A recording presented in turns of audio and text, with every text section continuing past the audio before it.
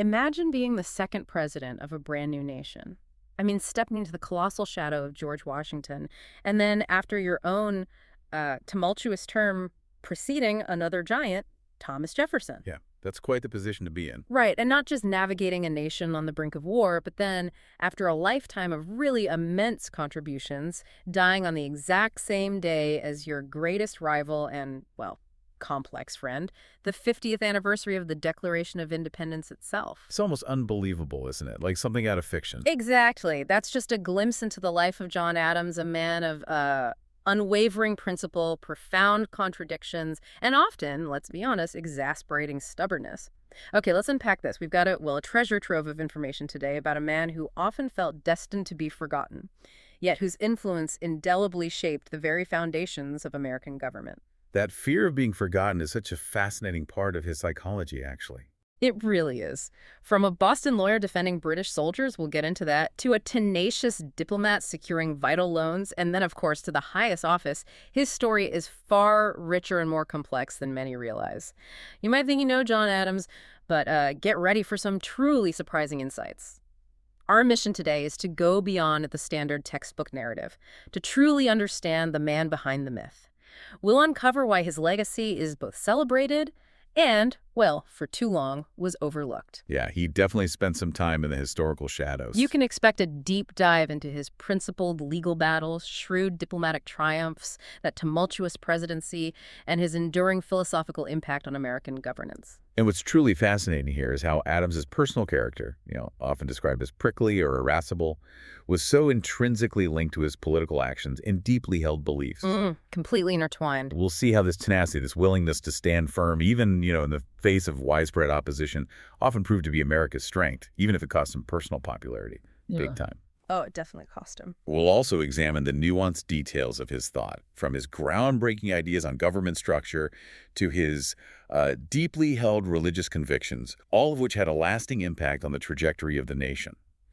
His commitment to intellectual rigor and personal integrity, even when unpopular, is just this consistent thread that defines his entire life. So before he was a revolutionary, before he was a diplomat, before he was president, John Adams was just a kid from Braintree, Massachusetts, born way back on October 30, 1735. Right, humble beginnings in many ways. Yeah, his father, John Adams Sr., was a deacon, a farmer, a cordwainer, that's a shoemaker, and a militia lieutenant.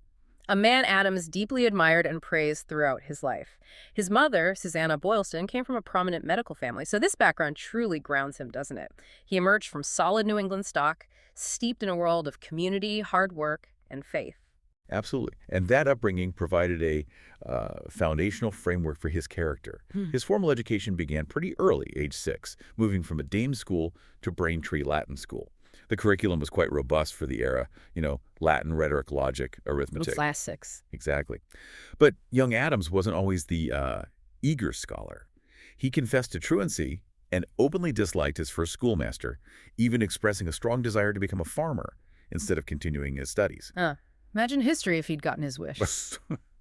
It took his father's firm command to keep him in school, and the hiring of a new, more effective schoolmaster, Joseph Marsh, for Adams to respond positively.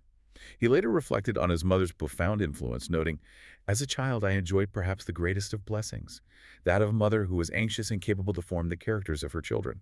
So it suggests that even as he struggled with, let's say, academic discipline, his parents instilled in him a strong sense of purpose and the value of education that would later, define him. That youthful desire to just farm to escape the classroom feels so incredibly human, almost relatable. But his father's push and his mother's character-forming influence clearly steered him towards a path less ordinary. He entered Harvard College at 16 in 1751, graduated with his A.B. in 1755 and an A.M. in 1758. Now, his father expected him to become a minister, but Adams clearly had other ideas, right? Oh, definitely. He spent some time teaching in Worcester, kind of pondering his future. He certainly did. During those 4 years after graduation, he wasn't just drifting. He was actively seeking honor or reputation and more deference from his fellows, determined, as he put it, to be a great man. Ambition, plain and simple. Yes, this ambition, this powerful drive for influence and recognition was a constant force within him.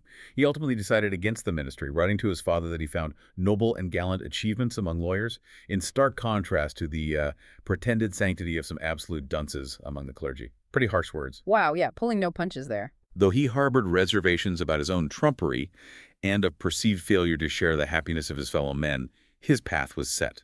In 1756, he began reading law under James Putnam in Worcester and was admitted to the bar in 1759. So he finds his calling in law with a clear ambition to make a mark, but it's not just personal ambition that shaped him. He also developed an early habit of diary writing, which offers us incredible insight into his thought process. And one specific event in his early legal career really ignited a spark in him, didn't it? It did, profoundly so. His impressions of James Otis Jr.'s 1761 challenge to the legality of British writs of assistance were a pivotal moment. These writs were essentially general search warrants, allowing British officials to search homes without specific cause or notice an arbitrary exercise of power that deeply troubled Adams. You can see why. Absolutely. Otis's passionate argument against them, delivered in a colonial courtroom, resonated deeply, inspiring Adams to the cause of the American colonies and solidifying his unwavering legal and moral compass.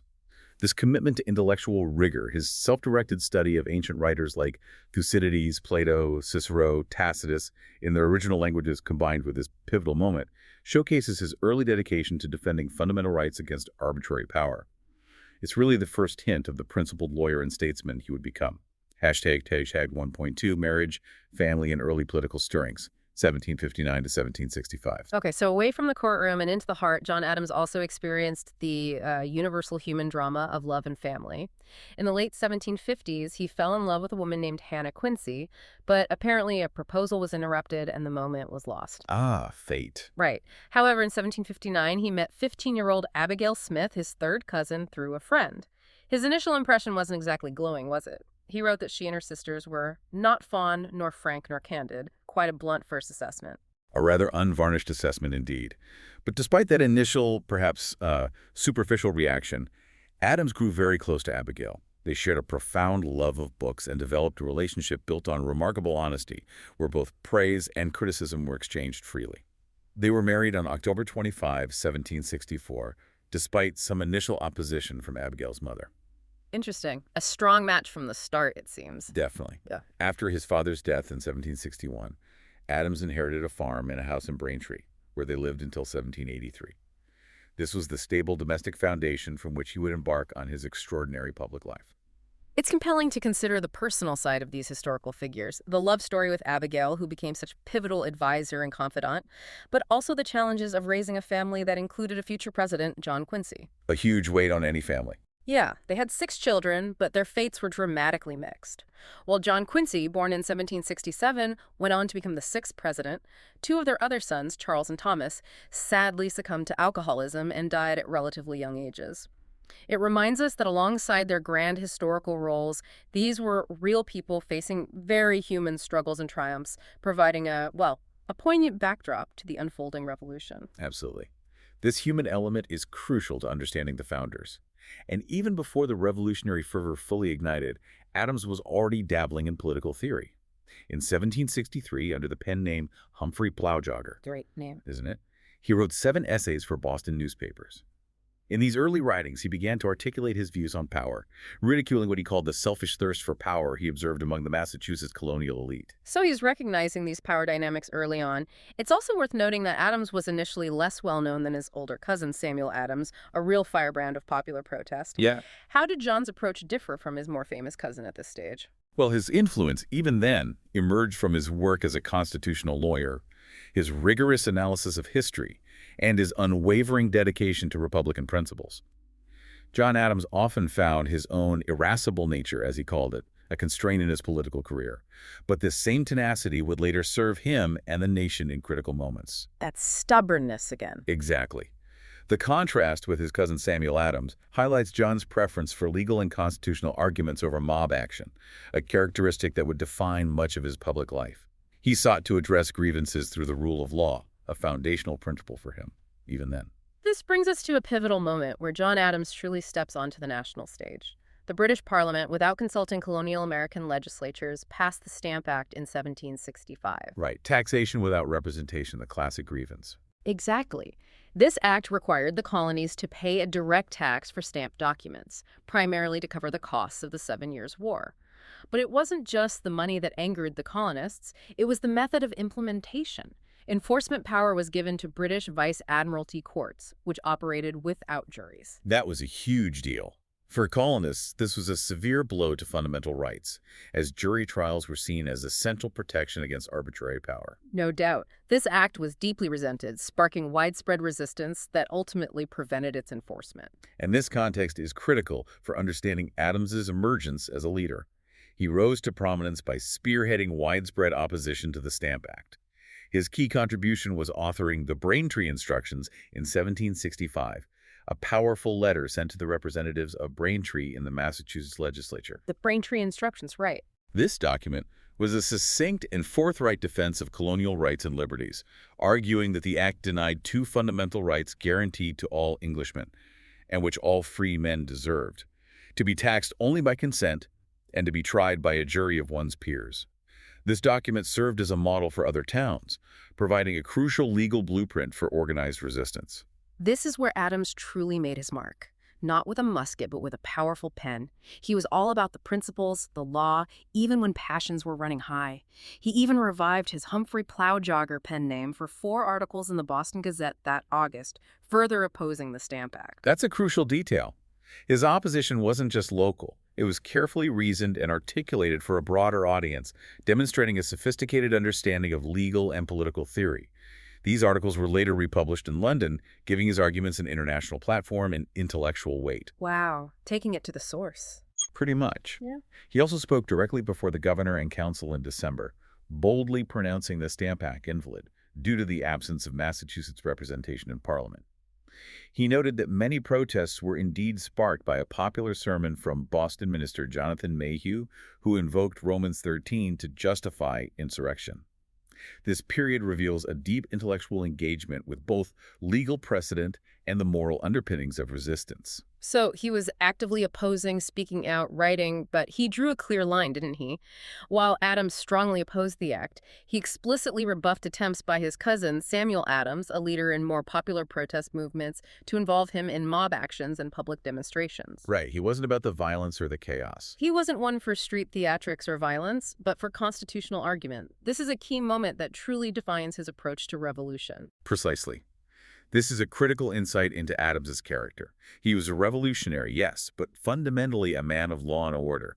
His opposition to the Stamp Act wasn't just about taxes. It was about the foundational rights of consent and due process, which he saw as being systematically eroded.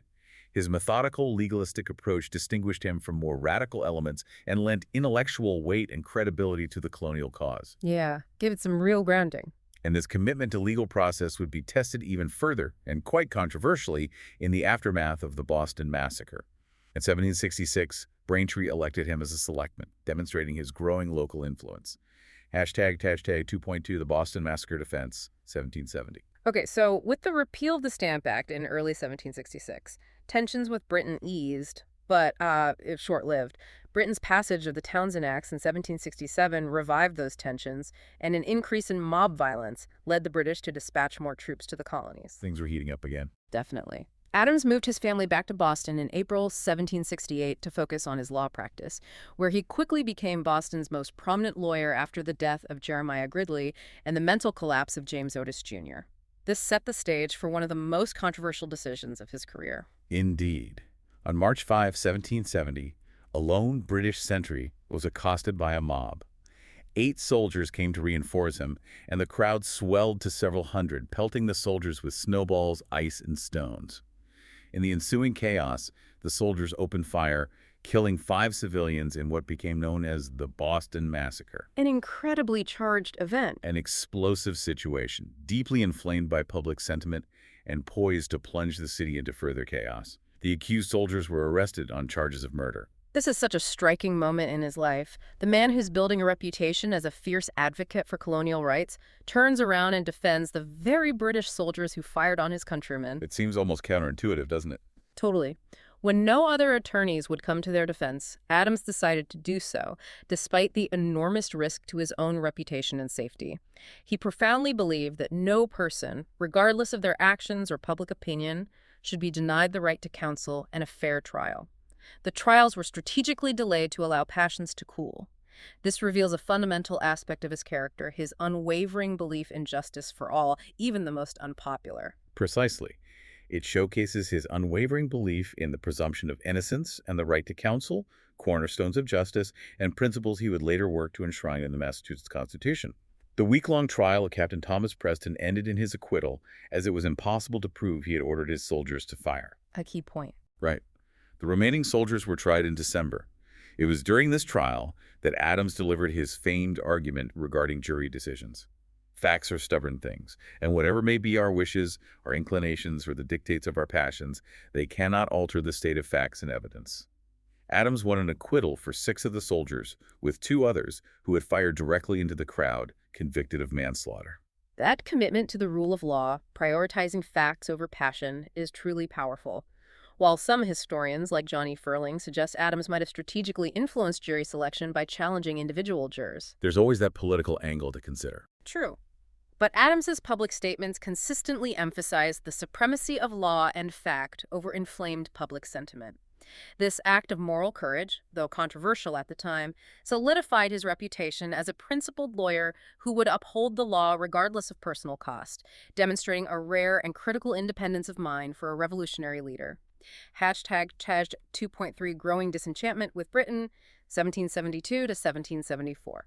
The Boston Massacre trial certainly boosted Adams's law practice and prosperity, but also placed immense demands on his time.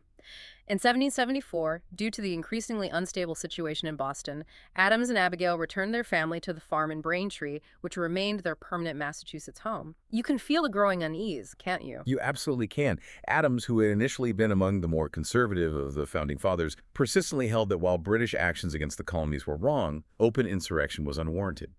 He preferred peaceful petition, with the view of remaining part of Great Britain. Still holding out hope for reconciliation. For a time. But his ideas began to fundamentally change around 1772. This marks a critical ideological evolution for Adams, as he moved from seeking redress for specific grievances to challenging the very nature of Parliament's authority. And the spark that accelerated this shift was Britain's decision to assume payment of the salaries of Governor Thomas Hutchinson and his judges, bypassing the Massachusetts legislature entirely. Adams, recognizing the grave danger, wrote in the Gazette that these measures would destroy judicial independence and place the colonial government in closer subjugation to the crown. A direct assault on the separation of powers he so deeply believed in. Precisely. After discontent grew among members of the legislature, Hutchinson delivered a speech warning that Parliament's powers over the colonies were absolute and any resistance illegal. In response, John Adams, along with Samuel Adams and Joseph Hawley, drafted a resolution adopted by the House of Representatives threatening independence as an alternative to tyranny. Wow, threatening independence already. This resolution argued a profound point, that the colonists had never been under the sovereignty of Parliament. Their charter, as well as their allegiance, was exclusive to the king. This reinterpretation laid the intellectual groundwork for independence, fundamentally shifting the argument from an appeal to British rights to asserting a distinct American sovereignty. And then the powder keg ignited. On December 16, 1773, we have the Boston Tea Party, a defiant demonstration against the Tea Act and the British East India Company's tea monopoly. Protesters destroyed 342 chests of tea. While Adams briefly offered legal counsel to the Dartmouth owners, he himself applauded the destruction of the tea, calling it the grandest event in the history of the colonial protest movement. He really saw it as necessary. He even wrote in his diary that it was an absolutely and indispensably necessary action. This isn't just a political shift, it's a deeply personal one for him, a recognition that the ties with Britain were fundamentally broken. It's a clear turning point. His shift from advocating for peaceful petition to endorsing such a defiant act shows his growing conviction that the relationship with Britain was beyond repair through conventional means. This was not a man who embraced radicalism lightly. His endorsement of the Tea Party signifies his realization that constitutional arguments alone were no longer sufficient against what he perceived as escalating tyranny. The gloves were coming off. Pretty much. In 1774, in response to the punitive intolerable acts, the First Continental Congress was convened. John Adams, despite an emotional plea from his friend, Attorney General Jonathan Sewell, not to attend, agreed to go as one of the 4 delegates chosen by the Massachusetts legislature. The die was well and truly cast. So John Adams arrives in Philadelphia for the First Continental Congress, stepping into a room full of delegates with diverse and often conflicting viewpoints. Almost immediately, he was placed on the Grand Committee, tasked with drafting a letter of grievances to King George III.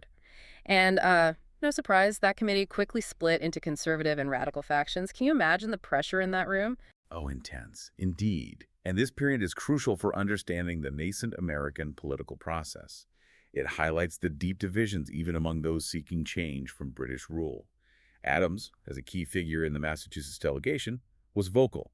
He criticized conservatives like Joseph Galloway and James Duane, who advocated a conciliatory policy or felt the colonies still owed allegiance to Britain. But he wasn't fully radical yet himself. Not entirely. His own views at this time still aligned in some ways with those of conservative John Dickinson, as Adams primarily sought the repeal of objectionable policies while still seeing benefits in maintaining ties with Britain. He renewed his push for the fundamental right to a jury trial. He's advocating for rights, but still hoping for reconciliation. Amidst all this high-stakes diplomacy, he also expressed a very human frustration with the pace and nature of the debates. He complained of what he considered the pretentiousness of the other delegates, writing to Abigail. This is great. I believe if it was moved and seconded that we should come to a resolution that 3 and 2 make 5, we should be entertained with logic and rhetoric, law, history, politics, and mathematics concerning the subject for 2 whole days, and then we should pass a resolution unanimously in the affirmative. Huh. That's classic Adams, isn't it? A detail-oriented lawyer stuck in what felt like endless trivial debates. Totally. It perfectly captures his intellectual impatience and his desire for decisive action based on clear principles. Yet, despite his frustrations, Adams ultimately helped engineer a crucial compromise between the conservatives and the radicals. The Congress disbanded in October after sending a petition to the king and, importantly, showing its displeasure with the intolerable acts by endorsing the Suffolk Resolves, which called for a boycott of British goods. So he could still work across the aisle, so to speak. This demonstrated an ability to unite disparate factions, even if the process was agonizing for him personally. And while he was wrestling with these monumental decisions, his personal life was, as always, deeply intertwined. His absence was hard on Abigail, who was left alone to care for their growing family. But her support was unwavering.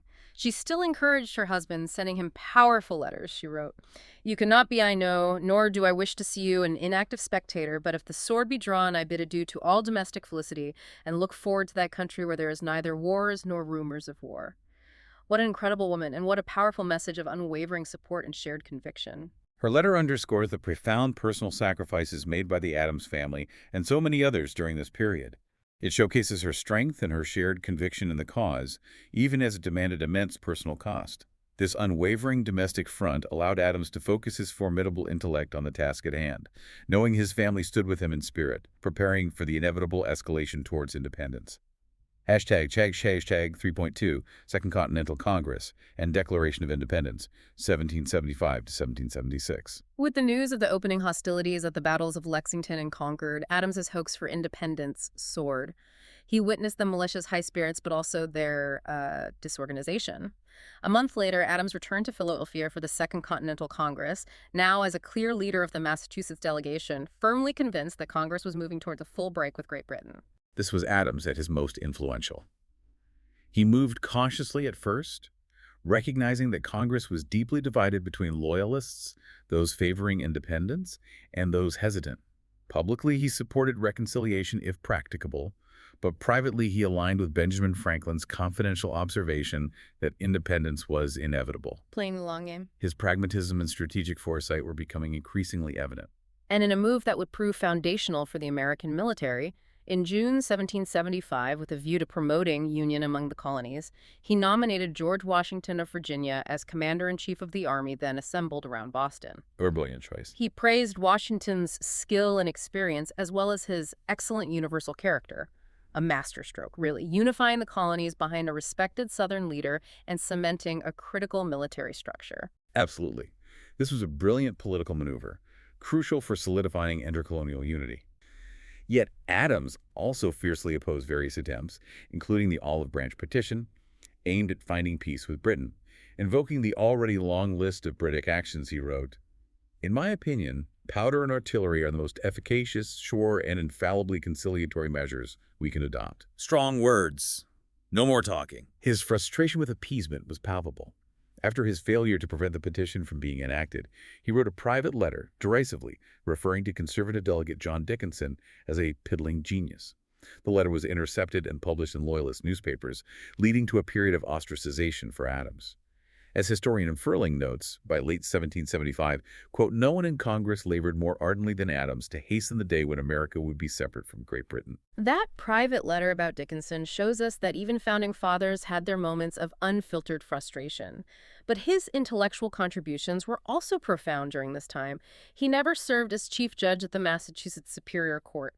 But more importantly, in response to queries from other delegates, Adams wrote the 1776 pamphlet, Thoughts on Government. Ah, yes. Thoughts on Government.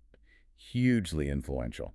This laid out an incredibly influential framework for Republican constitutions, advocating for bicameralism, separation of powers, and enumerated powers for a continental government. This was a blueprint for how a new republic should function. Indeed. Adams's intellectual contributions here are foundational to American constitutionalism. Throughout the first half of 1776, he grew increasingly impatient with the slow pace of declaring independence. He helped push through a plan to outfit armed ships to launch raids on enemy vessels, and later drafted the first set of regulations for the Provisional Navy, a true one-man War Department in many respects. Getting things done. He also drafted the preamble to the Lee Resolution. It's during this time he developed a rapport with Thomas Jefferson, who had been slower to support independence, but by early 1776 agreed it was necessary. Then, on June 7, 1776, the moment arrived. Adams seconded the Lee Resolution, which declared that the colonies were free and independent states. This was the true breaking point. It was. Prior to independence being declared, Adams organized a committee of 5, charged with drafting a Declaration of Independence, selecting himself, Jefferson, Benjamin Franklin, Robert R. Livingston, and Roger Sherman. Though Jefferson thought Adams should write the document, Adams persuaded the committee to choose Jefferson. Why was that? He later recorded his reasoning to Jefferson. Reason first, you are a Virginian, and a Virginian ought to appear at the head of this business.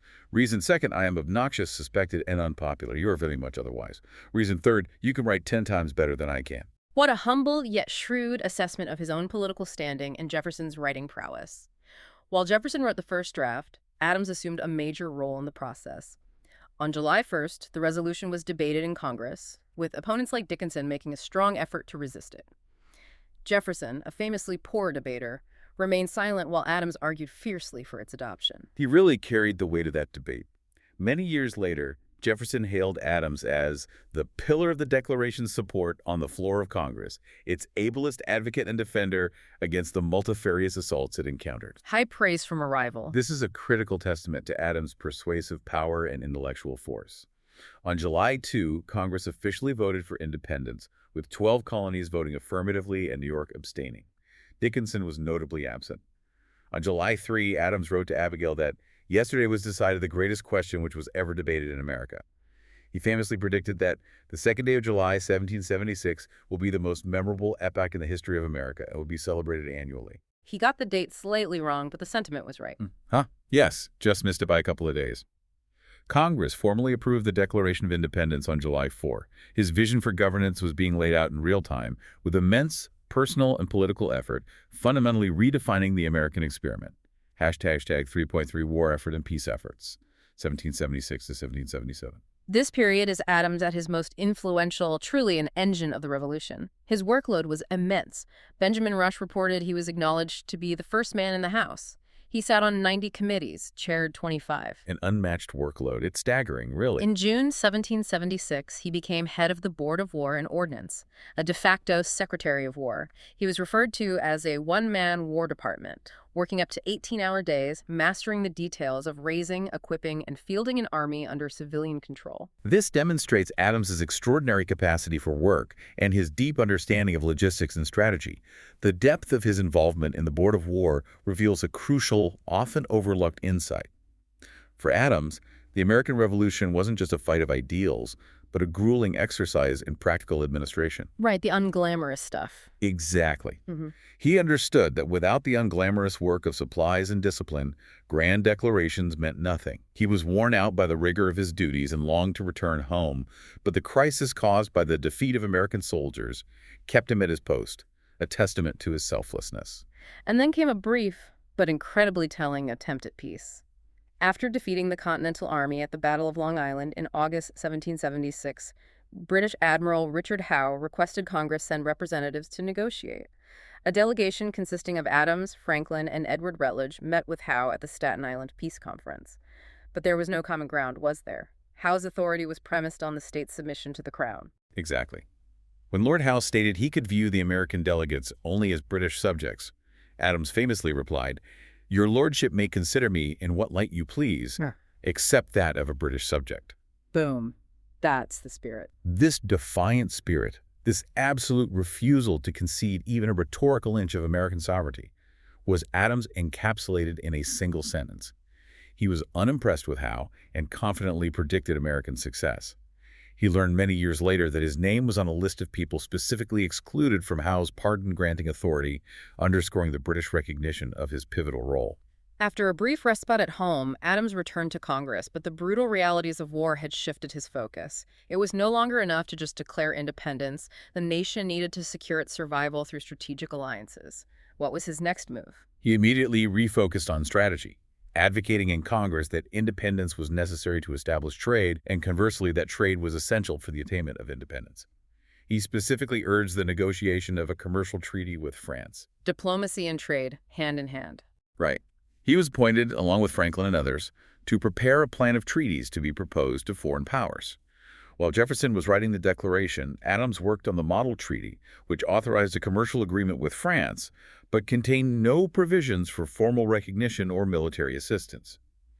The treaty adhered to the provision that free ships make free goods, meaning a neutral country could trade with a warring nation, and their non-military goods wouldn't be seized. A pragmatic approach initially? Yes, but by late 1777, America's finances were in tatters, and a British army had captured Philadelphia. More Americans came to determine that mere commercial ties would not be enough. Military assistance would be needed.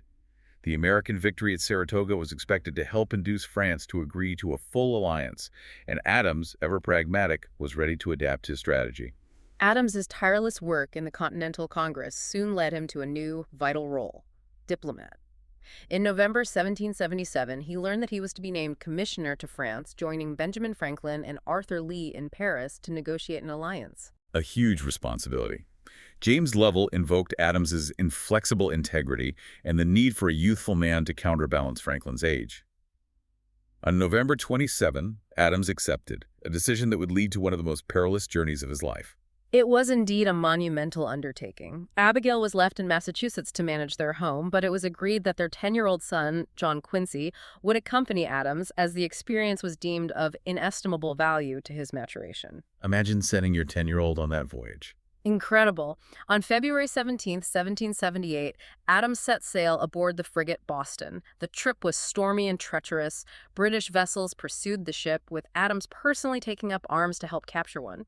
Tragically, a cannon malfunction wounded several sailors and killed one. On April 1st, the Boston arrived in France, where Adams learned that France had already agreed to an alliance with the United States on February 6 before he'd even arrived. Talk about arriving after the party started. Adams and Franklin together in Paris. You'd think that would be a dream team. But it sounds like a classic odd couple scenario, with Adams's pragmatism clashing with Franklin's more laid-back diplomacy. Adams was clearly annoyed by the other two commissioners: Lee, whom he thought paranoid and cynical, and the popular and influential Franklin, whom he found lethargic and overly deferential to the French. Different styles, for sure. Adams assumed a less visible role, but meticulously helped manage the delegation's finances and record-keeping, clearly ready to roll up his sleeves and demand action, even taking up arms on the journey over. He wasn't just going to sit back. This period reveals Adams's relentless drive and his deep-seated distrust of relying solely on the goodwill of allies. Frustrated by the perceived lack of commitment on the part of the French, Adams wrote a letter to French Foreign Minister Vergennes in December, arguing for more robust French naval support in North America. Franklin, ever the smoother diplomat, toned down the letter, but Vergennes ultimately ignored it, further fueling Adams's exasperation. You can just picture Adams fuming. Oh, undoubtedly. In September 1778, Congress increased Franklin's powers by naming him minister plenipotentiary to France while Lee was sent to Spain. Adams received no instructions, signaling his reduced role. Feeling slighted and his presence unneeded, he departed France with John Quincy on March 8, 1779, arriving back in Braintree on August 2. His determination to see his son gain experience abroad, even in perilous circumstances, reflects his belief in rigorous education for future leaders. Hashtag 4.2 Ambassador to the Dutch Republic, 1780 to 1782. Despite the frustrations in France, Adams's diplomatic skills were far from finished. In late 1779, he was appointed as the sole minister charged with negotiations to establish a commercial treaty with Britain and ultimately to end the war. Following the Massachusetts Constitutional Convention, he departed for France in November, again accompanied by his sons John Quincy and a now 9-year-old Charles, after another arduous journey involving a ship leak and an overland trek across Spain. Another immense personal sacrifice for Adams and his family. While in France, constant disagreement between Lee and Franklin eventually resulted in Adams assuming the role of tiebreaker in almost all votes on commission business. He pragmatically increased his usefulness by mastering French, and Lee was eventually recalled. Smart move, learning the language. Absolutely. Adams also closely supervised his son's education, while writing to Abigail about once every 10 days, a testament to his dedication to family, even amidst national crisis.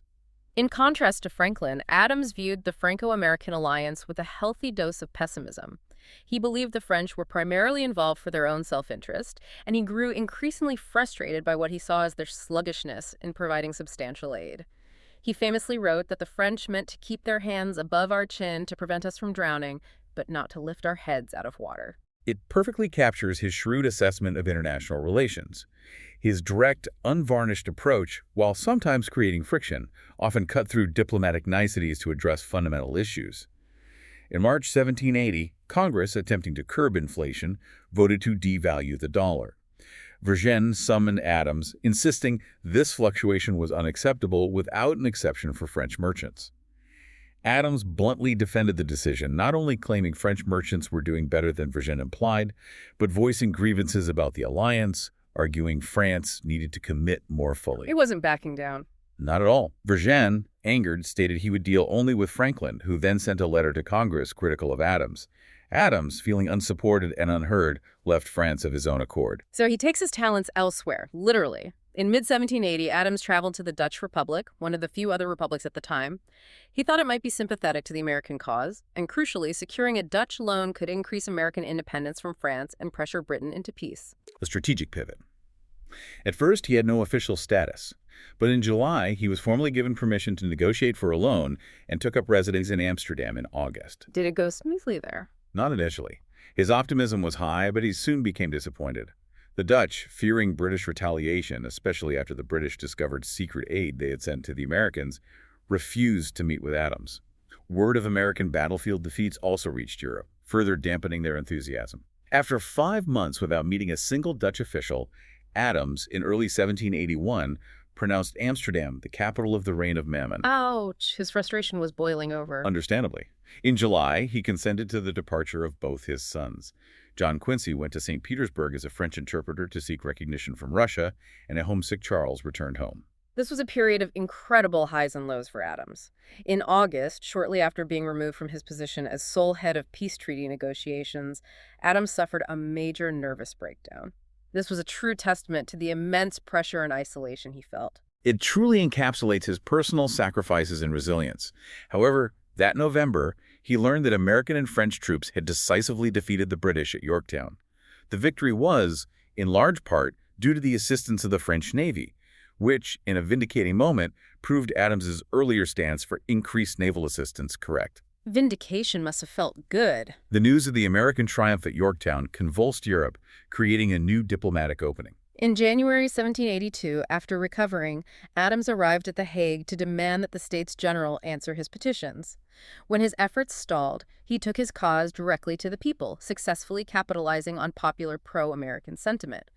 Several provinces began recognizing American independence. On April 19th, the States General formally recognized American independence and acknowledged Adams as ambassador. This was a monumental diplomatic victory, achieved through sheer persistence and a direct appeal to the people, a clear departure from traditional European diplomacy. On June 11th, with the aid of the Dutch patriot and leader Joan van der Capellen-Tochten-Pol, Adams negotiated a loan of 5 million guilders. In October, he negotiated a treaty of amity and commerce. The house that Adams bought during this stay in the Netherlands became the first American embassy on foreign soil, a powerful symbol of American sovereignty. Securing that loan was not just financial. It was a strategic move to assert American independence from all European powers, including France, and critical for national solvency. Hashtag 4.3 Treaty of Paris, 1782 to 1783. Fresh off his triumph in the Dutch Republic, Adams was immediately reappointed as the American commissioner to negotiate the war-ending treaty, the Treaty of Paris. French Foreign Minister Vergennes and France's minister to the United States disapproved of Adams, so Benjamin Franklin, Thomas Jefferson, John Jay, and Henry Laurens were appointed to collaborate with him, although only Franklin and Jay were consistently present. So he was back on a team, but with some significant internal and external resistance. The stage was set for complex negotiations. In the final negotiations, securing fishing rights off Newfoundland and Cape Breton Island proved both very important and very difficult. These weren't minor details, right? Vital for New England? Absolutely. Vital for the economy and a symbol of national sovereignty. In response to very strict restrictions proposed by the British, Adams insisted that not only should American fishermen be allowed to travel as close to shore as desired, but that they should also be allowed to cure their fish on the shores of Newfoundland. His tenacity on this point was characteristic. And this insistence, along with other strong statements, prompted Vergennes to secretly inform the British that France did not feel compelled to sustain these pretentious ambitions of the Americans. This highlights a crucial dynamic. The French were allies, but also had their own interests. Definitely. Overruling Franklin and deeply distrustful of Vergennes' motivations, Jay and Adams made a bold move.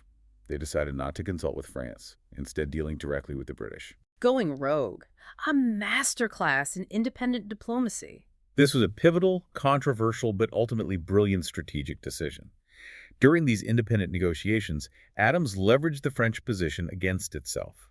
He mentioned to the British that his proposed fishing terms were more generous than those offered by France in 1778, arguing that accepting them would foster goodwill between Britain and the United States while simultaneously putting pressure on France. Clever, playing them off each other. Britain agreed to Adams's terms, and the two sides worked out other provisions afterward. Vergennes was angered when he learned from Franklin of the American duplicity, but he didn't demand renegotiation.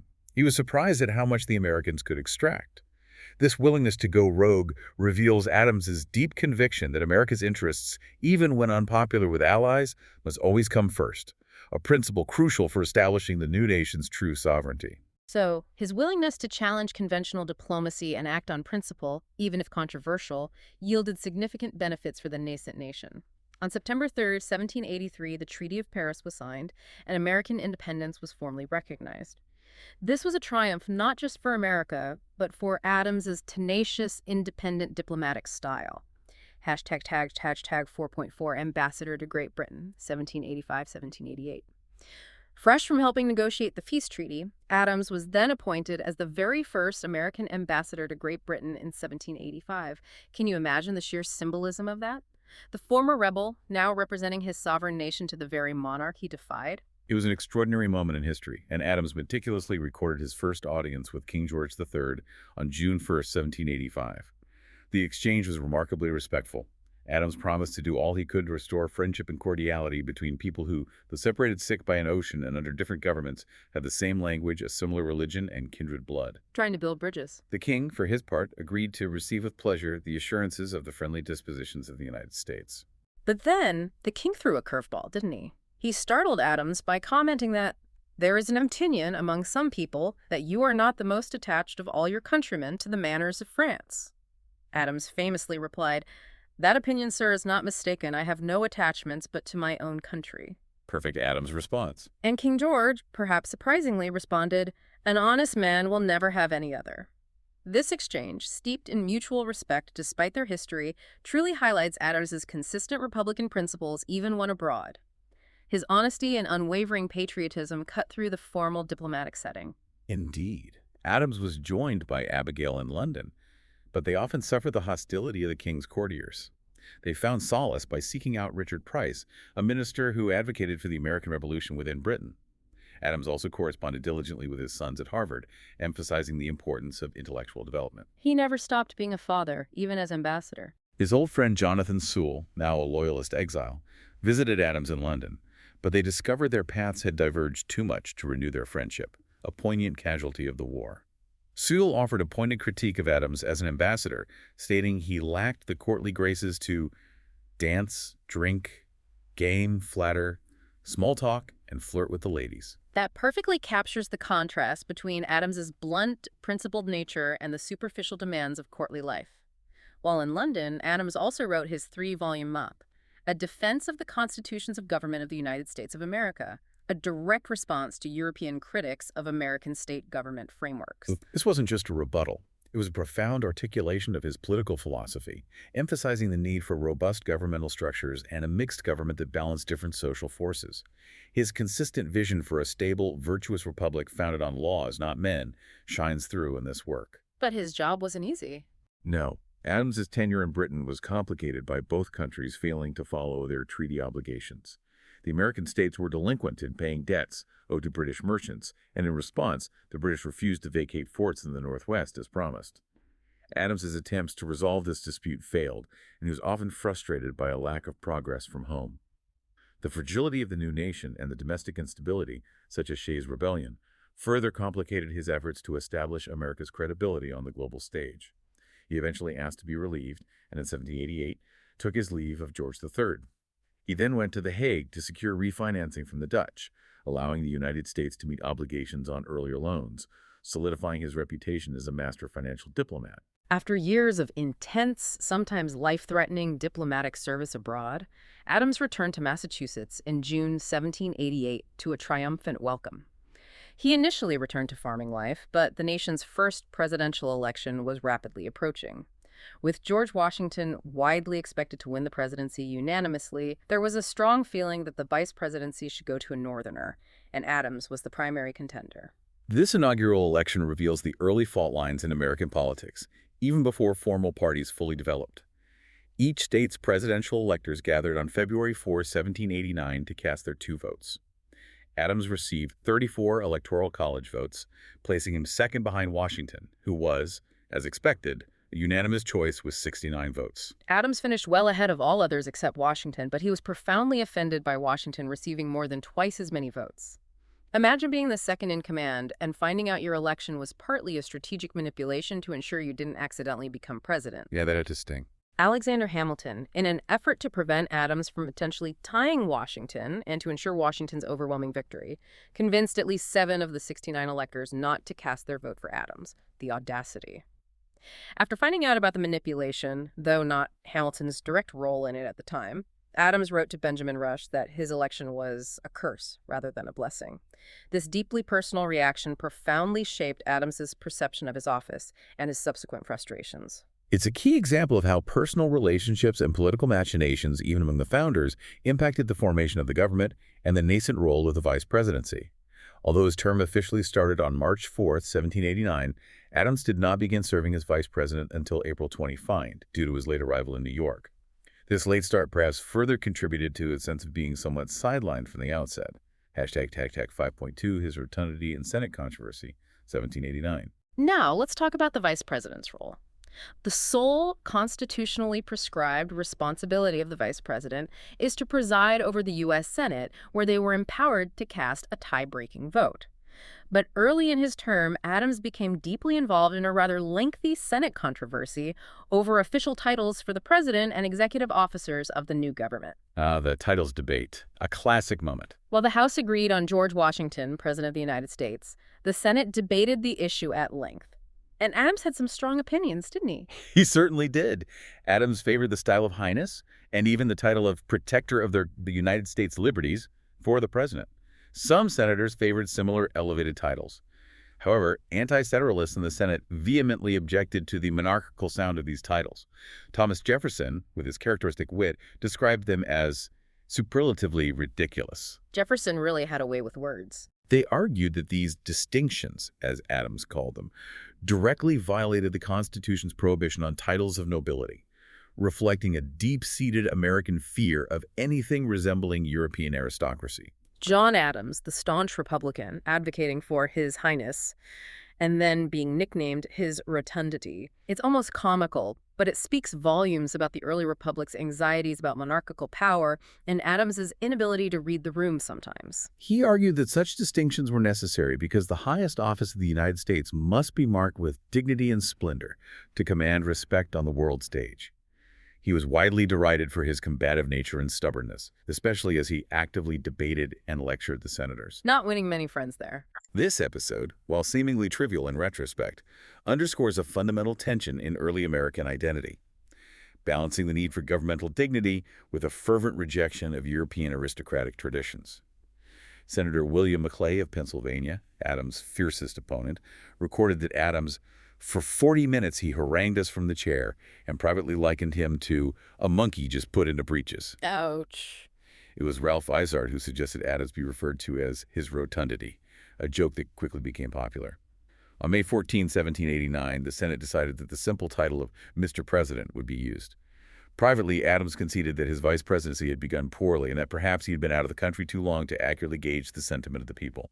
This highlights the challenging and often thankless nature of the vice presidency, especially in its infancy. #5.3 Federalist Alignment and Frustration, 1789-1797. Despite that rocky start as vice president, Adams largely sided with the Washington administration and the emerging Federalist Party. He supported Washington's policies against opposition from the anti-Federalist Republicans. He wasn't just a silent figurehead either. He cast 29 tie-breaking votes, which is quite significant. Really shaping key early decisions. He notably voted against a bill sponsored by his nemesis, Maclay, that would have required Senate consent for the removal of executive branch officials. And he played a role in the capital location debate too, right? His active use of the tie-breaking vote demonstrates his commitment to the Federalist agenda. In 1790, for example, when Jefferson, James Madison, and Hamilton struck a bargain to move the capital to the Potomac River, Adams cast a tie-breaking vote against a last-minute motion to keep the capital in New York. These were crucial early decisions. But despite his active participation, Adams often felt deeply frustrated by the limitations of his office. He played a minor role in politics as vice president, attending few cabinet meetings, and President Washington sought his counsel infrequently. While Adams brought energy and dedication, by mid-1789, he already found the office not quite adapted to my character, too inactive and mechanical. And then came that famous quote. Exactly. He famously wrote, "My country has in its wisdom contrived for me the most insignificant office that ever the invention of man contrived or his imagination conceived." That's a profound statement of feeling underutilized. This period shows Adams's practical political alignment with the Federalists, but also his internal struggle with the limitations of his office. His initial behavior in the Senate made him a target for critics, but toward the end of his first term, he grew accustomed to a more marginal role. He never questioned Washington's courage or patriotism, but he did view Washington and Franklin as often overshadowing his own contributions. That quote about the electrical rod? Oh, yes. He once declared, "The history of our revolution will be one continued lie. The essence of the whole will be that Dr. Franklin's electrical rod smote the earth and outsprung General Washington, that Franklin electrified him with his rod, and henceforth these two conducted all the policy, negotiations, legislatures, and war." Wow. Pretty spicy, revealing his deep-seated feelings of being overshadowed, even while serving faithfully. Despite these frustrations, Adams won re-election with little difficulty in 1792. His electoral success, despite his personal frustrations, indicates his political standing. On the international stage, the French Revolution began. Republicans were jubilant. Adams at first expressed cautious optimism, but soon began denouncing the revolutionaries as barbarous and tyrannical.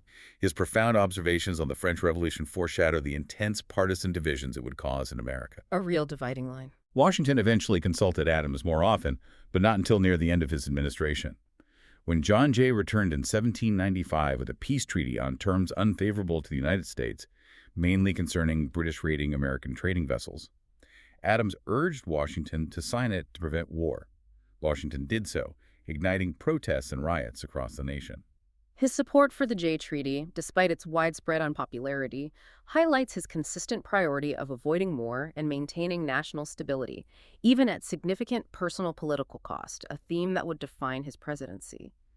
Adams accurately predicted in a letter to Abigail that ratification would deeply divide the nation, demonstrating his foresight. Okay, so we arrive at the presidency. The 1796 election was a monumental one, the first truly contested American presidential election. George Washington had been elected unanimously twice, but deep philosophical differences between Hamilton and Jefferson had caused a serious rift, leading to the founding of the Federalist and Republican parties. A whole new era of politics kicking off. When Washington announced he would not stand for a third term, An intense partisan struggle for control of Congress and the presidency began. It was a whole new ballgame for American politics. No candidates were formally put forward. The Constitution, as it stood, provided for the selection of electors. Jefferson was the clear Republican favorite, with Aaron Burr nominated as his running mate. Adams was the Federalist frontrunner, with Thomas Pinckney nominated alongside him. The campaign itself was brutal, characterized by malicious insults from partisan presses on both sides, pamphlets, and political rallies. Adams, ever the principled man, stated he wanted to stay out of the silly and wicked game of electioneering. But his own party was proving to be his biggest challenge. As the campaign progressed, fears grew among Alexander Hamilton and his supporters that Adams was too vain, opinionated, unpredictable, and stubborn to follow their directions. Hamilton wanted someone more pliable.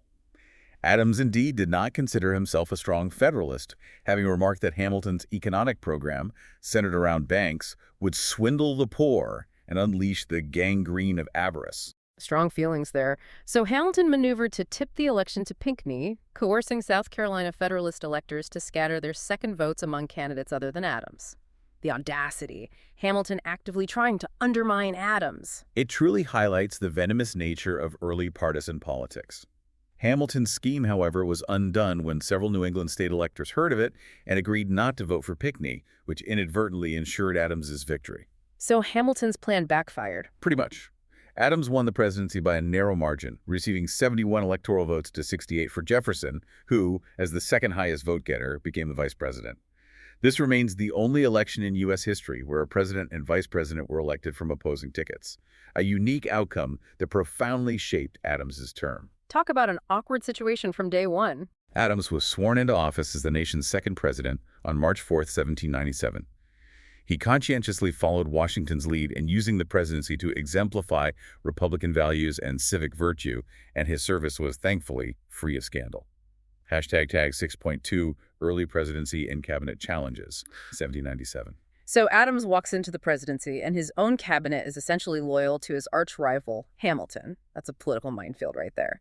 He spent much of his term at his Massachusetts home, Peacefield, preferring the quietness of domestic life to business at the Capitol. He also largely ignored the political patronage and office-seeking, which other office holders utilized.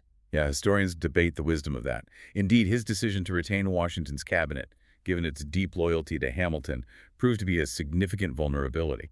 Jefferson famously remarked that the Hamiltonians who surround him are only a little less hostile to him than to me. Wow. Your own cabinet against you. While Adams's rationale was that retaining the cabinet would ensure a smoother succession, believing in institutional stability, it created an internal opposition within his own administration, making independent governance exceptionally difficult. Adams was aware of Hamilton's influence, but perhaps misjudged its depth. That's a very noble, if perhaps naive, belief given the political climate. Even with that, Adams maintained the economic programs of Hamilton, who regularly consulted with key cabinet members, especially the powerful Treasury Secretary, Oliver Wolcott Jr. But in other respects, Adams was quite independent of his cabinet, often making decisions despite opposition from it. He clearly wasn't going to be a puppet. Hamilton had grown accustomed to being regularly consulted by Washington. Shortly after Adams was inaugurated, Hamilton sent him a detailed letter with policy suggestions. Adams, clearly asserting his independence, dismissively ignored it. A clear signal, I'm in charge now. This speaks to Adams's belief in institutional stability, but also perhaps to a misjudgment of the depth of Hamilton's influence over these individuals. This lack of a loyal inner circle would continually complicate his efforts and contribute to the challenges he faced throughout his presidency. The scene was set for a presidency defined by internal struggle and foreign policy crises. Hashtag tag 6.3 Foreign Policy and the XYZ Affair, 1797 to 1798. Historian Joseph Ellis writes that the Adams presidency was destined to be dominated by a single question, whether to make war with France or find peace. This was an incredibly tense time. Britain and France were locked in a war stemming from the French Revolution. Hamilton and the Federalists strongly favored the British monarchy. Jefferson and the Republicans strongly supported the French overthrowing their king. A deeply divided nation on foreign policy. It was a tightrope walk for Adams. The French, having supported Jefferson for president in 1796, became belligerent at his loss. Adams continued Washington's policy of staying out of the war, a policy of American neutrality. However, because of the Jay Treaty, the French saw America as Britain's junior partner and began seizing American merchant ships that were trading with the British. So America was caught in the middle. Exactly. Most Americans were still pro-French due to France's assistance during the Revolution and their desire to support a republic against the British monarchy and would not tolerate war with France. So he's caught between a rock and a hard place. On May 16, 1797, Adams gave a speech to Congress in which he called for increasing defense capabilities in case of war with France. He announced that he would send a peace commission to France, but simultaneously called for a military buildup. A two-pronged approach. The speech was well received by the Federalists, but the Republicans were outraged, seeing it as a failure to support the French Republic and a call for war. His commitment to neutrality, even against strong partisan pressures, was often misunderstood by both sides. And the peace commission he appointed consisted of John Marshall, Charles Cotesworth Pinckney, and Elbridge Gerry. But there was drama behind the scenes too, right? Oh, yes. Adding to the internal drama, Jefferson, Adams's own vice president, was secretly undermining him. He met 4 times with Joseph Latoum, the French consul in Philadelphia, suggesting that it was in France's best interest to treat the American ministers civilly, but then drag out the negotiations at length. According to Latoum, Jefferson even called Adams vain, suspicious, and stubborn. Unbelievable. The VP working against the president. This brings us to the infamous XYZ Affair. When the envoys arrived in October, they were kept waiting for several days and then granted only a 15-minute meeting with French Foreign Minister Talleyrand. A deliberate snub. The diplomats were then met by 3 of Talleyrand's agents, later codenamed X, Y, and Z, who refused to conduct negotiations unless the United States paid enormous bribes to France and to Talleyrand personally. Supposedly, this was to make up for offenses given to France by Adams in his speech. The Americans, understandably, refused. Marshall and Pinckney returned home, while Gerry remained. American diplomats being told they had to pay a bribe just to talk, that's outrageous. It was a blatant insult to American sovereignty. News of the disastrous peace mission arrived in March 1798.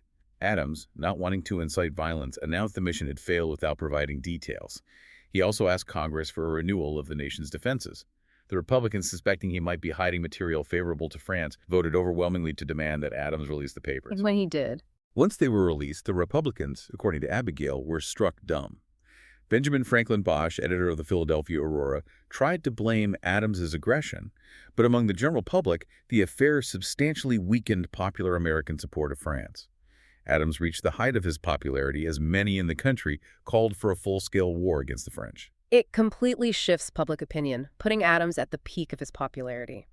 This was a defining crisis for the Adams presidency. It dramatically exposed French perfidy and unified American public opinion behind Adams, momentarily silencing his Republican critics. It underscored the aggressive nature of European powers and the young nation's vulnerability. Hashtag 6.4 Alien and Sedition Acts, 1798. Despite the XYZ affair galvanizing public opinion against France and boosting Adams' popularity, Republican opposition persisted at home. Federalists began accusing the French and their immigrant sympathizers of provoking civil unrest. In an attempt to quell this outcry, the Federalists introduced, and Congress passed, a series of laws collectively referred to as the Alien and Sedition Acts. And this is where things get really controversial. These acts are almost universally condemned by historians and are often seen as a significant stain on Adams's legacy. 4 acts passed in quick succession: the Naturalization Act, the Alien Friends Act, the Alien Enemies Act, and the Sedition Act. Jefferson called it an unguarded passion. The first 3 acts targeted immigrants, giving the president greater deportation authority and increasing citizenship requirements. The Sedition Act, however, was the most contentious, making it a crime to publish false, scandalous, and malicious writing against the government or its officials. This was a direct challenge to the principles of free speech. A direct challenge to the First Amendment, indeed, and Adams signed them into law in June 1798 at the urging of his wife and cabinet, though he had not personally promoted any of these acts. While born out of genuine fears of French influence and internal subversion during a quasi-war, their scope and enforcement were problematic. The administration initiated numerous indictments under the Sedition Act, targeting prominent Republican newspapers. Vocal opponents of the Federalists were imprisoned or fined for criticizing the government, including Congressman Matthew Lyon of Vermont. So they were actively used to suppress dissent. Yes, though the Alien Acts were not stringently enforced because Adams resisted Secretary of State Timothy Pickering's attempts to deport aliens, although many left on their own due to the hostile environment. Republicans were predictably outraged. Jefferson, disgusted by the acts, wrote nothing publicly but partnered with James Madison to secretly draft the Kentucky and Virginia resolutions. Jefferson, writing for Kentucky, argued that states had the natural right to nullify any acts they deemed unconstitutional. This highlights the profound tension between national security and individual liberties, a debate that continues to resonate today, and it certainly fueled the political fire against Adams. Federalists reacted bitterly to the resolutions, and the acts ultimately energized and unified the Republican Party while doing little to unite the Federalists. It provided potent ammunition for the upcoming election. Hashtag 6.5, the Quasi-War and military buildup, 1798-1800. In May 1798, a French privateer captured a merchant vessel off of New York Harbor, marking an increase in attacks on sea and the beginning of the undeclared naval war known as the Quasi-War. Adams was now directly confronted with the threat of conflict. His strategy was astute. Knowing that America would be unable to win a major conflict due to internal divisions and France's dominance in Europe, he pursued a strategy of harassing French ships in an effort sufficient to stem the French assaults on American interests, a limited strategic warfare approach. Trying to avoid a full-scale disaster. This reveals Adams's profound commitment to peace, even when it meant alienating powerful figures within his own party. In May, shortly after the attack in New York, Congress created a separate Navy department. Adams then built up the Navy, adding 6 fast, powerful frigates, most notably the USS Constitution. This leadership on naval defense sometimes led him to be called the father of the American Navy, a title he truly earned. He literally earned the title Father of the American Navy here, but it came with immense personal and political cost. The prospect of a French invasion also led to calls to build up the army. Hamilton and other high Federalists were particularly adamant that a large army be called up, despite a common fear, particularly among Republicans, that large standing armies were subversive to liberty. A classic tension.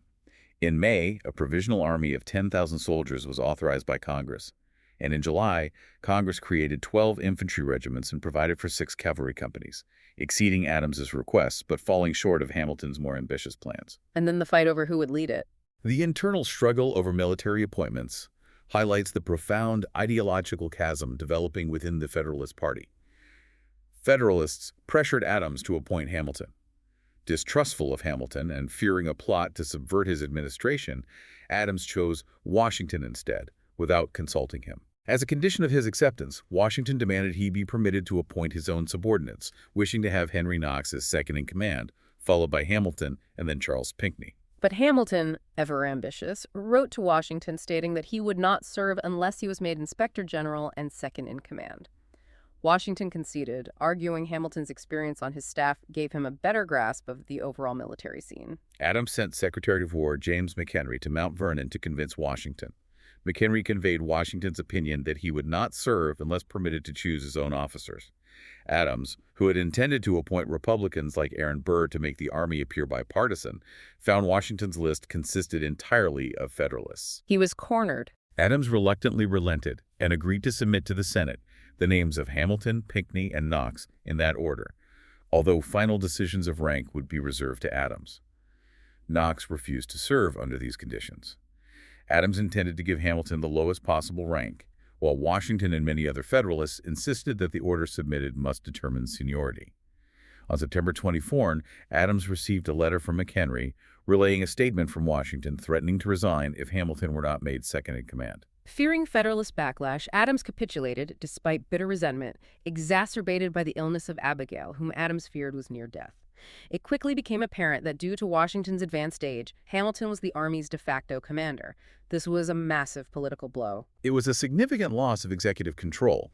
However, the Quasi-War continued, but there was a decline in war fever beginning in the fall, once news arrived of the French defeat at the Battle of the Nile. In October, Adams heard from Gerry in Paris that the French wanted to make peace. That December, in his address to Congress, Adams relayed these statements while expressing the need to maintain adequate defenses.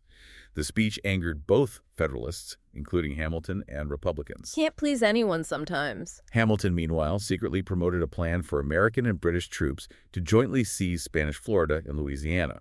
Hamilton's critics, including Abigail, saw in his military buildups the signs of an aspiring military dictator.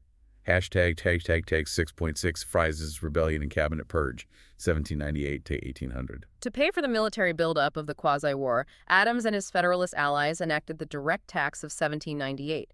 Direct taxation by the federal government was widely unpopular, as revenue under Washington had mostly come from excise taxes and tariffs. Increased military expenditures threatened major budget deficits, so Federalists developed a taxation plan, instituting progressive land value tax. This was not going to go over well, and it didn't.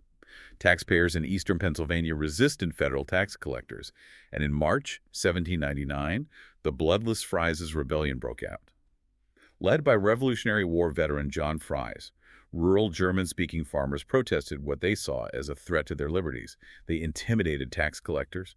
The disturbance was quickly ended with Hamilton leading the army to restore peace. Here's another striking Adams moment. Pardoning the leaders of Fries' rebellion against his entire cabinet's advice. Fries and 2 other leaders were arrested, found guilty of treason, and sentenced to hang. They appealed to Adams requesting a pardon. The cabinet unanimously advised Adams to refuse, but he instead granted the pardon, arguing the men had instigated a mere riot as opposed to a full-blown rebellion. This shows a powerful independent streak and a profound commitment to justice, even when it meant defying his closest advisors and fueling Hamilton's fury. The Fries Rebellion pardon is a critical example of Adams prioritizing what he perceived as justice and national unity over partisan loyalty. Hamilton, in his infamous pamphlet attacking Adams, wrote that it was impossible to commit a greater error than pardoning Fries. So it solidified his image as independent, but deepened the party rift. Exactly. These frustrations with the Hamilton wing of the party exploded on May 5, 1800, during a meeting with McHenry, a Hamilton loyalist. Adams accused him of subservience to Hamilton and declared that he would rather serve as Jefferson's vice president than be beholden to Hamilton for the presidency. McHenry offered to resign at once, and Adams accepted. On May 10th, he asked Pickering to resign. Pickering refused and was summarily dismissed. Adams named John Marshall as Secretary of State and Samuel Dexter as Secretary of War. And then he just fires his cabinet. Talk about asserting executive power in a dramatic way. It was a desperate but necessary attempt to assert control and align his administration with his vision for peace. In 1799, Napoleon took over in France and declared the French Revolution over. News of this event increased Adams's desire to disband the Provisional Army, which, with Washington now dead, was commanded only by Hamilton. His moves to end the army after the departures of McHenry and Pickering were met with little opposition. Federalists joined with the Republicans in voting to disband the army in mid-1800. #6.7 Peace with France and moved to Washington, 1800-1801. Napoleon, now in power, determining that further conflict was pointless, signaled his readiness for friendly relations with the United States.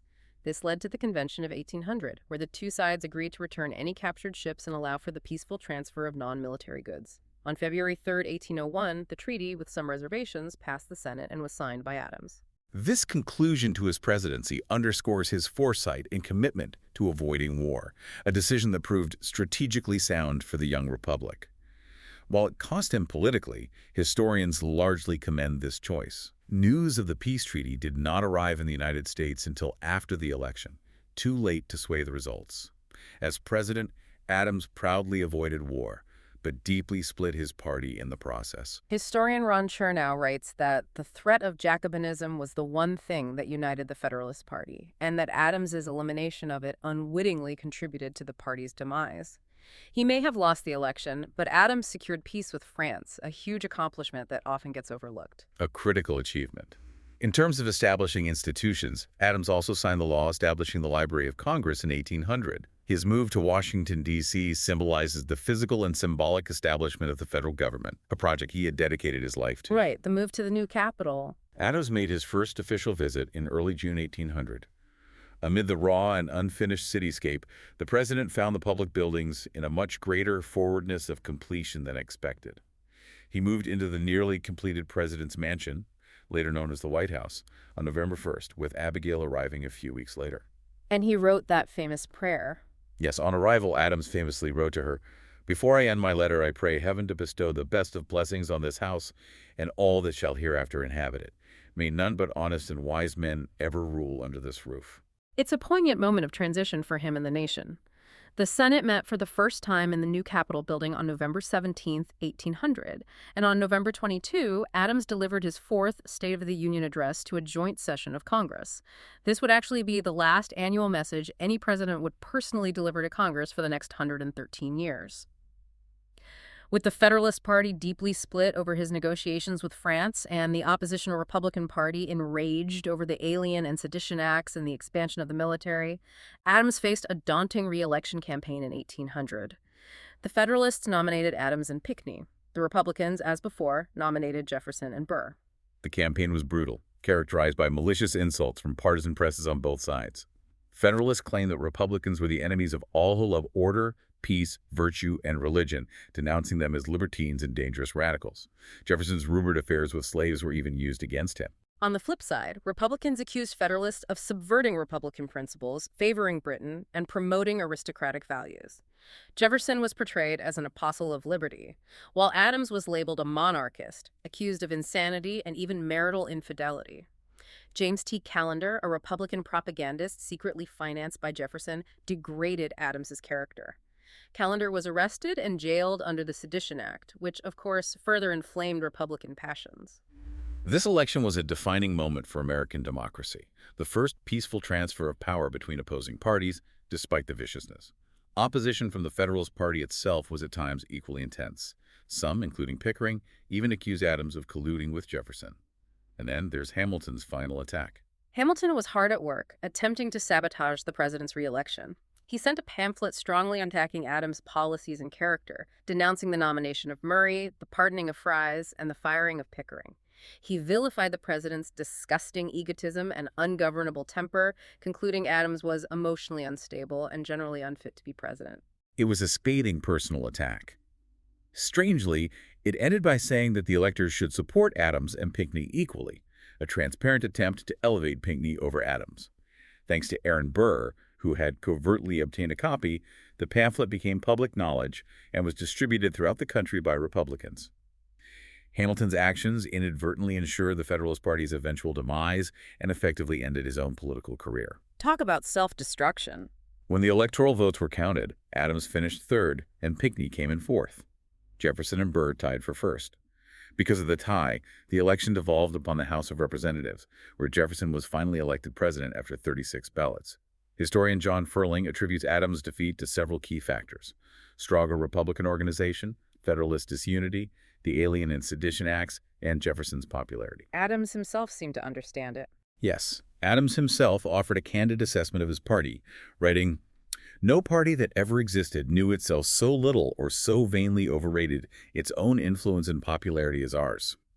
To compound his defeat, Adams' son Charles died shortly after the election.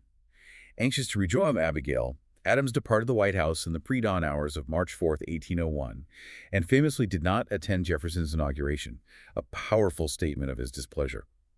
The complications of the 1796 and 1800 elections ultimately prompted a modification to the Electoral College through the 12th Amendment, #7.2 Judicial Appointments of Retirement, 1801 to 1826. Even in defeat, Adams made a lasting impact by shaping the judiciary for generations. During his term, he appointed 2 U.S. Supreme Court Associate Justices, Bushrod Washington and Alfred Moore. But his most significant judicial action came at the very end.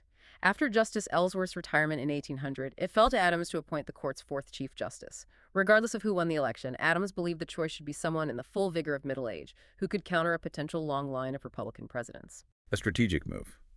Adams chose his Secretary of State, John Marshall. Marshall was one of Adams's few trusted cabinet members. Adams signed his commission on January 31st, and the Senate approved it immediately. Marshall's long tenure, from 1801 to 1835, left a lasting influence on the court, maintaining a carefully reasoned nationalistic interpretation of the Constitution and firmly establishing the judicial branch as the equal of the executive and legislative branches. Marshall's appointment was a masterstroke. That's an incredible act of foresight. Another controversial move in his final days was the Midnight Judges Act. After the Federalists lost control of Congress and the White House, the lame duck session approved a Judiciary Act, creating a set of federal appeals courts. Adams filled the vacancies by appointing a series of judges, whom his opponents called the Midnight Judges, just days before his term expired. Adams's midnight judges' appointments, though short-lived, underscore his enduring concern for the balance of power and the strength of the federal government. Most of these judges, however, lost their posts when the next Congress, with a solid Republican majority, approved the Judiciary Act of 1802, abolishing the newly created courts. So after all that political drama, he heads home. Yes, Adams resumed farming at Peacefield in Quincy, Massachusetts, and also began work on an autobiography, though it was eventually abandoned. His frugal lifestyle and presidential salary had given him a considerable fortune, but in 1803, the bank holding his cash reserves collapsed. His son, John Quincy, resolved the crisis by buying his properties. It speaks volumes about the precarious financial situation even for former presidents then. During his first 4 years of retirement, Adams made little effort to contact others, but eventually resumed contact with old acquaintances like Benjamin Waterhouse and Benjamin Rush. He generally stayed quiet on public matters, not publicly denouncing Jefferson's actions as president, believing that instead of opposing systematically any administration, we ought to support every administration as far as we can in justice. A very principled stance, especially given their rivalry. When a disgruntled James Callender turned on Jefferson by revealing the Sally Hemings affair, Adams famously said nothing publicly. But he couldn't stay completely quiet, could he? His philosophical and political fire still burned. His son, John Quincy, was elected to the Senate in 1803, and both he and his father crossed party lines to support Jefferson's Louisiana Purchase. This demonstrates a capacity for national interest over strict party loyalty. The elder Adams did privately criticize the president over his Embargo Act, although John Quincy voted for it. John Quincy resigned from the Senate in 1808 after the Federalist-controlled Massachusetts Senate refused to nominate him for a second term. After the Federalists denounced John Quincy, Adams wrote to him that he himself had long since abdicated and disclaimed the name and character and attributes of that sect. Hashtag 7.3 Reconciliation with Jefferson in Final Years, 1809 to 1826. The story of Adams and Jefferson's initial estrangement and eventual reconciliation is one of history's great moments. In early 1801, Adams sent Thomas Jefferson a brief note wishing him a happy and prosperous presidency. Jefferson failed to respond, and they did not speak again for nearly 12 years. A long silence. In 1804, Abigail, unbeknownst to her husband, wrote to Jefferson to express her condolences upon the death of his daughter. This initiated a brief correspondence between the two, which quickly descended into political rancor, and Jefferson terminated it. By 1812, there had been no communication between Monticello and Peacefield since Adams left office. It was a deep freeze, personally and politically. However, in early 1812, Adams reconciled with Jefferson. The previous year had been tragic for Adams. He lost his brother-in-law, and his daughter Nabby was diagnosed with breast cancer, from which she died in 1813. These events seemed to mellow Adams. Tragedy often does. Their mutual friend, Benjamin Rush, who had been corresponding with both, actively encouraged them to reach out to each other, a testament to the power of shared history and enduring friendship. So on New Year's Day, Adams sent a brief, friendly note to Jefferson, accompanying a 2-volume collection of lectures on rhetoric by John Quincy Adams. Jefferson replied immediately with a cordial letter, and the two revived their friendship, which they sustained by mail.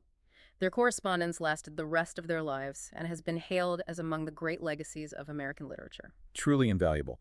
Their letters, 158 in total over 14 years, offer a profound window into their mature reflections on republicanism, human nature, and their own roles in history. Early on, Adams repeatedly tried to turn the correspondence to a discussion of their political actions. Jefferson, however, refused, saying that nothing new can be added by you or me to what has been said by others. Adams made one more attempt, writing that you and I ought not to die before we have explained ourselves to each other. Still, Jefferson declined, and Adams accepted this, with the correspondence turning to other matters, particularly philosophy. It offers a profound respect that transcended their political differences and personal hurts. For example, the two men famously discussed natural aristocracy. Jefferson believed, "The natural aristocracy I consider as the most precious gift of nature." Adams, ever the pragmatist, wondered if it would ever be so clear who these people were, noting, "Birth and wealth are conferred on some men as imperiously by nature as genius, strength, or beauty." A good government had to account for that reality. Fascinating how even in their reconciliation, their core philosophical differences emerged. Indeed, and it offers a nuanced perspective on leadership. There were also important details that each man kept to himself. Jefferson said nothing about his financial situation or slave ownership, while Adams did not mention the troublesome behavior of his son Thomas. After Jefferson's retirement in 1809, Adams became more vocal, publishing a 3-year marathon of letters in the Boston Patriot newspaper, refuting line by line Hamilton's 1800 pamphlet. Finally getting his rebuttal out there. He supported the War of 1812, having worried over the rise of sectionalism, and celebrated the growth of a national character that accompanied it. He even supported James Madison for re-election in 1812. Tragedy struck again with the death of Abigail in October 1818. A huge loss. 1824 was filled with excitement, featuring a 4-way presidential contest that included John Quincy. The Marquis de Lafayette toured the country and met with Adams, who greatly enjoyed the visit. Adams was delighted by the election of John Quincy to the presidency in February 1825 after a deadlock was decided in the House. His comment on the occasion was classic Adams. No man who ever held the office of president would congratulate a friend on obtaining it. Always the realist. And then for both of them to die on the exact same day, 50 years to the day after the Declaration of Independence, you couldn't write a more poetic ending. It's incredible. On July 4th, 1826, Adams died of a heart attack at Peacefield at approximately 6:20 p.m., age 90. His last words included an acknowledgement of his longtime friend and rival. Thomas Jefferson survives. Adams was unaware that Jefferson had died several hours before him. At 90, Adams was the longest-lived U.S. president until Ronald Reagan surpassed him in 2001. An extraordinary chapter closing in the most symbolic way possible. Their shared death on such a symbolic day offers a powerful closing statement on the legacy of the revolutionary generation. John and Abigail Adams' crypt at United First Parish Church in Quincy also contains the bodies of John Quincy and Louisa Adams. Adams was not just a doer, he was a deep thinker. During the First Continental Congress, he was often solicited for his views on government. He privately criticized Thomas Paine's 1776 pamphlet Common Sense, which attacked all forms of monarchy and supported a unicameral legislature and a weak executive. Adams believed Paine had a better hand at pulling down than building, and that his views were so democratical without any restraint that it must produce confusion. He saw Paine's ideas as too radical, too unbalanced. This section is crucial for understanding the enduring impact of Adams's intellect. At the urging of delegates like Richard Henry Lee, Adams committed his views to paper, published anonymously in April 1776 as Thoughts on Government. Many historians agree none of Adams's other compositions rivaled its enduring influence. What were the core ideas? Adams advised that the form of government should be chosen to attain the desired ends, the happiness and virtue of the greatest number of people.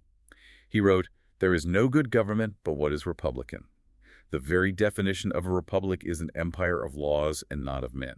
His blueprint for a republic was clear and enduring. The treatise defended bicameralism, arguing a single assembly is liable to all the vices, follies, and frailties of an individual. He suggested a separation of powers between the executive, judicial, and legislative branches, and further recommended that a continental government should sacredly be confined to certain enumerated powers. Thoughts on government was referenced in every state constitution writing hall. His advocacy for a mixed government and separation of powers was a sophisticated attempt to reconcile Republican ideals with human nature. After returning from France in 1779, Adams was elected to the Massachusetts Constitutional Convention. The writing fell primarily to him, and the resulting Constitution of Massachusetts, approved in 1780, was groundbreaking. It was the first written by a special committee and ratified by the people. It was also the first to feature a bicameral legislature, a distinct executive with a qualified veto, and an independent judicial branch with lifetime appointments. His contributions, particularly through the Massachusetts Constitution, directly influenced the U.S. Constitution. This Constitution also affirmed the duty to worship the Supreme Being and the right to do so freely. It also established free public education. Adams was a strong believer in education as a pillar of the Enlightenment. This holistic approach is deeply insightful. Adams articulated his preoccupation with politics, which separated him from his family in 1780. "I must study politics and war that my sons may have the liberty to study mathematics and philosophy, in order to give their children a right to study painting, poetry, music, architecture." He envisioned a future where arts and sciences could flourish due to political stability. What a beautiful vision. While in London, he learned of the convention plan to amend the Articles of Confederation.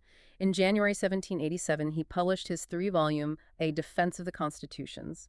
The pamphlet repudiated European critics of American state governments. He suggested that the rich, the well-born, and the able should be set apart in a Senate to prevent them from dominating the lower house. Adams contended that social classes exist in every political society and that a good government must accept that reality. A mixed regime balancing monarchy, aristocracy, and democracy was required to preserve order and liberty. His consistent vision shines through. On separation of powers, Adams wrote that power must be opposed to power and interest to interest. This sentiment was later echoed by James Madison in Federalist No. 51. Adams believed humans naturally wanted to further their own ambitions, and a single democratic house needed checks from an upper house and an executive. He wrote that a strong executive would defend the people's liberties against aristocrats. His detailed arguments demonstrate his profound distrust of concentrated power. Adams first saw the new United States Constitution in late 1787 and wrote to Jefferson that he read it with great satisfaction. However, he did express regret that the president couldn't make appointments without Senate approval and over the absence of a Bill of Rights, highlighting his enduring concern for both effective executive authority and individual protections. Hashtag 8.2 Views on Slavery. It's important to highlight that Adams stood firm against slavery personally, even when it was common and financially beneficial. He never owned a slave and declined on principle to use slave labor, saying, "I have, through my whole life, held the practice of slavery in such abhorrence that I have never owned a Negro or any other slave, even when it cost him thousands of dollars for the labor of free men." Adams's personal record on slavery is commendable, setting him apart from many other founders. Before the war, he even occasionally represented slaves in suits for their freedom, a truly principled stance. However, Adams generally tried to keep the issue out of national politics because of the anticipated Southern response during a time when unity was needed. Political pragmatism again? Right. He spoke out in 1777 against a bill to emancipate slaves in Massachusetts, saying that the issue was presently too divisive, so the legislation should sleep for a time. He was also against the use of black soldiers in the Revolution due to opposition from Southerners. His political pragmatism, while understandable in context, reviews the deep-seated challenges of confronting slavery. But in Massachusetts, his influence was clear. Slavery was abolished there around 1780, forbidden by implication in the Declaration of Rights that John Adams wrote into the Massachusetts Constitution. And it's worth noting that Abigail Adams vocally opposed slavery as well. His actions and statements, including the implicit abolition through the Massachusetts Constitution, demonstrate a clear moral opposition, making his personal and constitutional contributions significant within his own state. Hashtag 8.3 Monarchism and Religious Views. Adams was a man of complex and often seemingly contradictory views, particularly regarding monarchical institutions. At times, he conveyed substantial support, suggesting, for example, that hereditary monarchy or aristocracy are the only institutions that can possibly preserve the laws and liberties of the people. Yet, at other times, he vehemently distanced himself, calling himself a mortal and irreconcilable enemy to monarchy. Adams's monarchical statements were often misinterpreted as a desire for a king, when in fact they stem from a profound concern about the potential for democratic excesses and the need for strong executive and aristocratic checks against an oligarchy of the wealthy. His 1790 discourses on Davila warned once again of the dangers of unbridled democracy, further fueling accusations of monarchism. People suggested he planned to crown himself king and grooming John Quincy as heir. Exactly. Adams felt that the great danger was that an oligarchy of the wealthy would take hold. To counter that danger, the power of the wealthy needed to be channeled by institutions and checked by a strong executive. So his perceived monarchism was more about a fear of unchecked power, and his religious beliefs were equally complex. According to biographer David McCullough, quote, Adams was both a devout Christian and an independent thinker, and he saw no conflict in that. His religious views, a fascinating blend of inherited Puritanism and Enlightenment rationalism, demonstrate a profound personal faith that informed his public virtue. Adams was raised Congregationalist. In Quincy, the Unitarian faction was dominant and included Adams and his father. It denied the Trinity and the divinity of Jesus Christ. In 1825, the Unitarians split off as a separate denomination that included John Adams. His family descended from Puritans, and Adams praised them as bearers of freedom. A strong moral compass. Historians suggest Adams's beliefs synthesized Puritan, deist, and humanist concepts. While he shared perspectives with deists, he clearly wasn't one, believing in miracles, providence, and the Bible as revelation. In 1796, Adams famously denounced Thomas Paine's deistic criticisms of Christianity, saying, "The Christian religion is the religion of wisdom, virtue, equity, and humanity. Let the blackguard Paine say what he will." This nuanced understanding helps us appreciate his unique contribution. Gordon S. Wood writes, although both Jefferson and Adams denied the miracles and the divinity of Christ, Adams always retained a respect for the religiosity of people that Jefferson never had. In retirement, Adams moved closer to mainstream Enlightenment religious ideals. He blamed institutional Christianity for causing suffering, but insisted that religion was necessary for society. Hashtag 8.4 Historical Reputation and Legacy. Benjamin Franklin, with his usual wit, summarized what many thought of Adams, saying, "He means well for his country, is always an honest man, often a wise one, but sometimes, and in some things, absolutely out of his senses." Adams himself strongly felt that he would be forgotten and underappreciated by history, feelings that often manifested themselves through envy and verbal attacks on other founders. It's both tragic and ironic that a man who so feared being forgotten largely faded from public memory for so long. Adams's legacy is complex, marked by both profound foresight and significant missteps. Historian Edmund Morgan argues, Adams was ridiculously vain, absurdly jealous, but no man ever served his country more selflessly. Historian George C. Herring argued that Adams was the most independent-minded of the founders. Though aligned with the Federalists, he was somewhat a party unto himself, disagreeing with them as much as he did the Republicans. His personal character, though challenging, often proved to be a driving force for the nation's good. Adams was often described as prickly, but his tenacity was fed by decisions made in the face of universal opposition. He was often combative, as he admitted. "As president, I refused to suffer in silence. I sighed, sobbed, and groaned, and sometimes screeched and screamed, and I sometimes swore." Quite the admission. Stubbornness was seen as one of his defining traits, a fact for which Adams made no apology. "Thanks to God that he gave me stubbornness when I know I am right." This self-awareness underpinned his actions. His resolve to advance peace with France reduced his popularity and contributed to his defeat. Most historians, however, applaud him for avoiding an all-out war. His signing of the Alien and Sedition Acts is almost always condemned. His leadership on naval defense earned him the title Father of the American Navy. But in the 21st century, Adams remains less well-known than many founders, just as he predicted. McCullough argued that the problem with Adams is that most Americans know nothing about him. Todd Leopold of CNN wrote he's remembered as that guy who served a single term. Furling says he's seen as honest and dedicated, but still overshadowed. While his concern about being overlooked proved true for a time, a deeper examination reveals an intellectual and political titan. In 2001, McCullough published the biography John Adams, which sold very well. Along with the Furling biography, it contributed to a rapid resurgence in Adams's reputation. In 2008, the mini-series based on McCullough's book further cemented his place in popular culture. Adams is commemorated as the namesake of various counties, buildings, like the John Adams Building of the Library of Congress. He is honored on the memorial to the 56 signers, but doesn't have an individual monument in D.C. McCullough states this is absolutely inexcusable. He was in many ways the conscience of the revolution, prioritizing principled governance over personal popularity.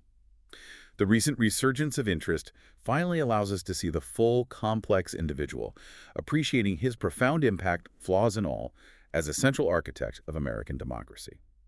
Hashtag tag outro. So, what does this all mean for us today? Our deep dive into John Adams has revealed a man of unwavering principle, a tenacious lawyer, a shrewd diplomat, and an independent president who prioritized peace and stability for the fledgling nation, often at great personal and political cost. His life was marked by fierce intellect, a passionate belief in the rule of law, and profound personal sacrifices, all in service of the American experiment. His story reminds us that the founding of America wasn't just a smooth narrative of universally adored heroes. It was messy, full of rivalries, deeply difficult choices, and monumental struggles undertaken by imperfect but ultimately dedicated people. Understanding Adams helps us appreciate the full spectrum of challenges and ideals that forged this nation, and how individual character can profoundly shape historical outcomes. You've heard a lot of detail about this remarkable man today, hopefully gaining a fresh perspective on a figure often relegated to the background. Adams, fearing he'd be forgotten, once wrote, "The history of our revolution will be one continued lie. The essence of the whole will be that Dr. Franklin's electrical rod smote the earth and outsprung General Washington." Considering his life, his immense contributions, and his ultimate fate of being overshadowed, it raises an important question for us today. Whose stories are we still overlooking in our simplified narratives of history, and what crucial, complex insights might we gain by bringing them back into the light? That's a great question. We encourage you to delve deeper into the life of John Adams, perhaps exploring his own extensive writings, or the fascinating correspondence between him and Abigail, or even revisiting the stories of other lesser-known founders. There's always more to learn and uncover when you scratch beneath the surface of history.